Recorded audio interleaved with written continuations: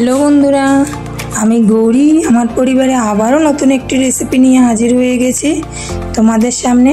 কেমন আছো সবাই? আশা করি ভালো আছো, আমিও খুব ভালো আছি। তো আজকে আমি হাজির হয়েছি কুমড়ো পাতার দারুণ একটি রেসিপি নিয়ে। আশা করি রেসিপিটি তোমাদের খুবই ভালো লাগবে।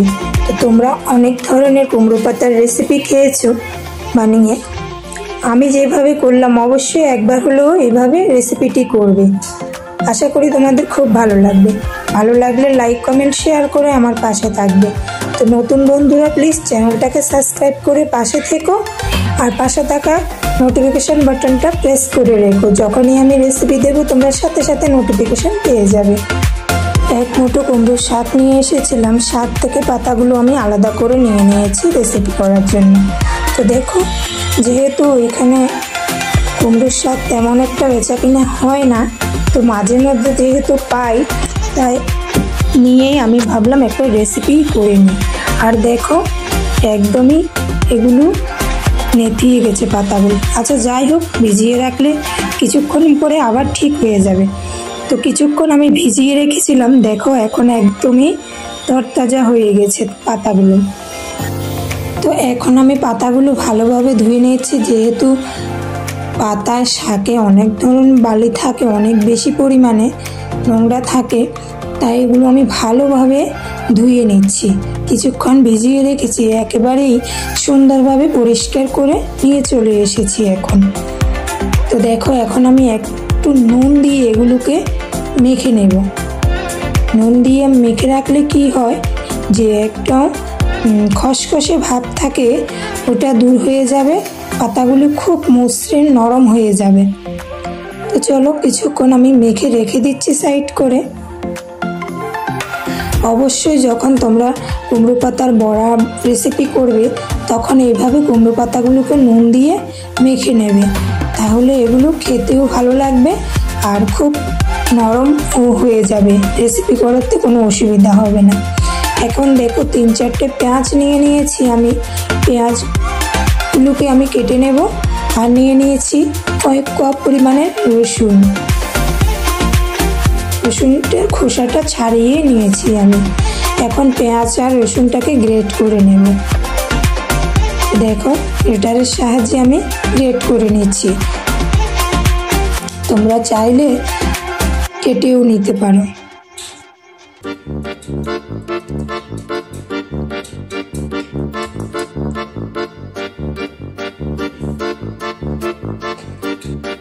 কিভাবে আমি গ্রেট করে নিচ্ছি তোমাদের দেখিয়ে দিচ্ছি। রসুনগুলোকে আমি এভাবে গ্রেট করে নেব। তো দেখো পেঁয়াজ রসুন একসাথে গ্রেট করে প্লেটে নিয়ে নিয়েছি। চলো এখন কি কি মশলা দিচ্ছি সেটা তোমাদের সাথে শেয়ার করি। বিশেষ কিছু মশলাই দেব না, সামান্য পরিমাণে হলুদ গুঁড়ো দিলাম, আর 1 চামচ লঙ্কার গুঁড়ো দিয়ে দিলাম নুন। এখন ভালোভাবে এটাকে আমি মেখে নেব। আমি যেহেতু চিংড়ি মাছ খেতে পারি না, আমার অ্যালার্জির সমস্যা আছে, তাই আমি কুমড়ো পাতার বড়াটা পেঁয়াজ দিয়েই করছি। তোমরা এখানে চাইলে ছোট মাছ বা চিংড়ি মাছ নিয়ে নিতে পারো। যেভাবেই করো না কেন দারুণ লাগবে কিন্তু খেতে।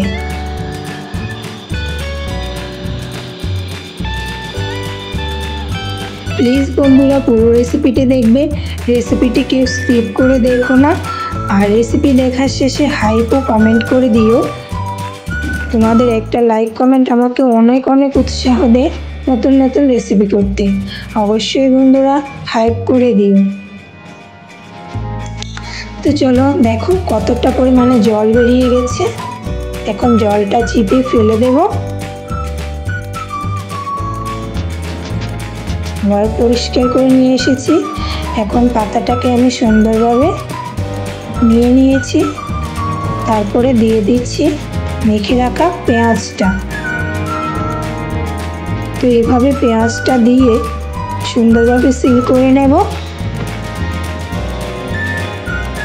যাতে ভাজার সময় পাতার ভিতর থেকে পেঁয়াজটা বেরিয়ে না আসে। তো একটা আমার সিল করা হয়ে গেছে, আবারও আরেকটা পাতা নিয়ে নিচ্ছি। এই পাতাটা অনেকটাই বড় ছিল, তাই অর্ধেক করেই নিলাম। আবারও পেঁয়াজ দিয়ে দিচ্ছি।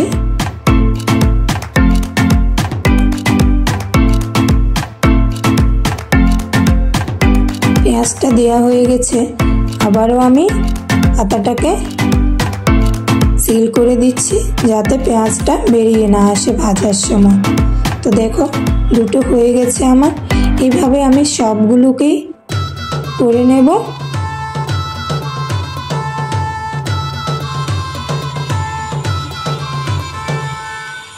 তোমাদের বোঝার সুবিধার জন্য আমি বারবার করে দেখিয়ে দিচ্ছি যাতে তোমাদের বুঝতে কোনো অসুবিধা না হয়।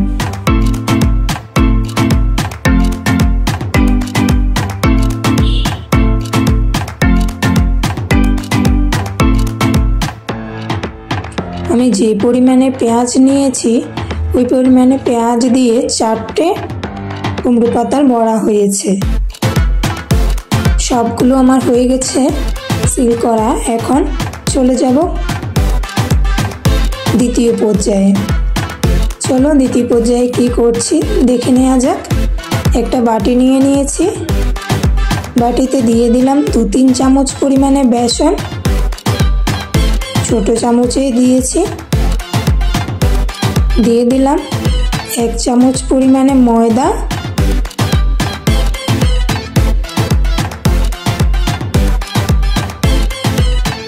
এখন দিয়ে দেব হলুদ গুঁড়ো, নুন, সামান্য পরিমাণে লাল লঙ্কার গুঁড়ো দিয়ে জল দিয়ে সুন্দরভাবে একটা ব্যাটার বানিয়ে নেব।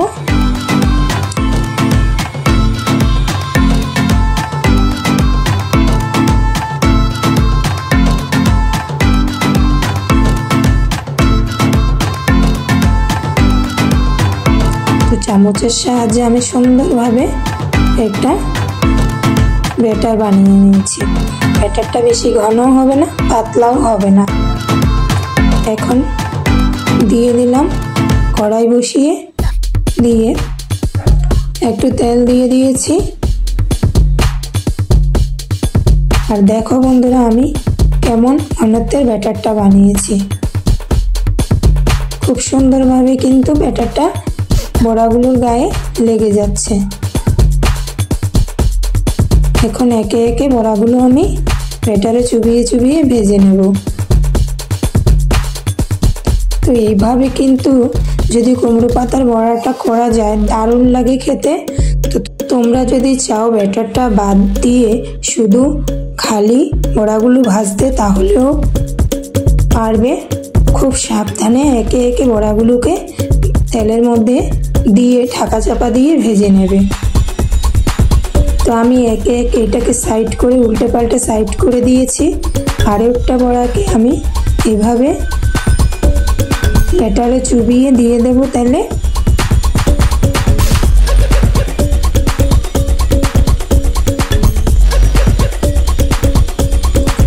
আবারও এটাকেও আমি উল্টে পাল্টে সাইড করে রেখে দিচ্ছি।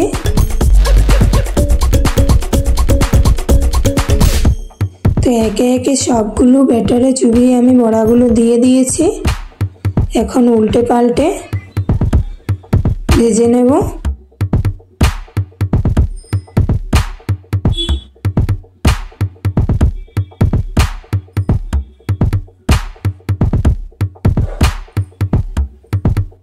এখন কিছুক্ষণ ঢাকা চাপা দিয়ে যাতে পেঁয়াজটা সিদ্ধ হয়ে যায় বারবার উল্টে পাল্টে আমি ঢাকা চাপা দিয়ে ভালোভাবে বড়াগুলোকে ভেজে নিচ্ছি। দেখতেই পাচ্ছ অনেকটা লাল লাল হয়ে এসেছে।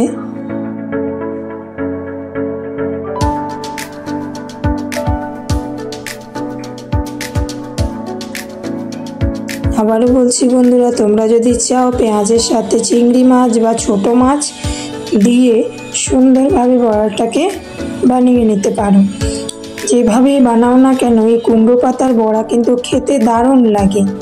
শুধু একটা বড়া দিয়েই ভাত খাওয়া হয়ে যায় কিন্তু। আমার তো ভীষণ মজা লাগে এভাবে। তোমরাও এইভাবে কুমড়ো পাতা দিয়ে বড়া বানিয়ে পরিবেশন করতে পারো গরম গরম ভাতের সাথে। আশা করি সকলের খুব ভালো লাগবে। আর প্লিজ বন্ধুরা, যারা এখনও আমার চ্যানেলটিকে সাবস্ক্রাইব করোনি, প্লিজ সাবস্ক্রাইব করে পাশে থেকো, পাশে থাকা নোটিফিকেশান বাটনটা প্রেস করে রেখো। যখনই আমি রেসিপি দেব তোমরা সাথে সাথে নোটিফিকেশান পেয়ে যাবে। আশা করি আজকের রেসিপিটি তোমাদের ভালো লেগেছে। ভালো লাগলে লাইক কমেন্ট শেয়ার করে পাশে থেকো। আজ এই পর্যন্ত, সবাই ভালো থেকো। টাটা সবাইকে।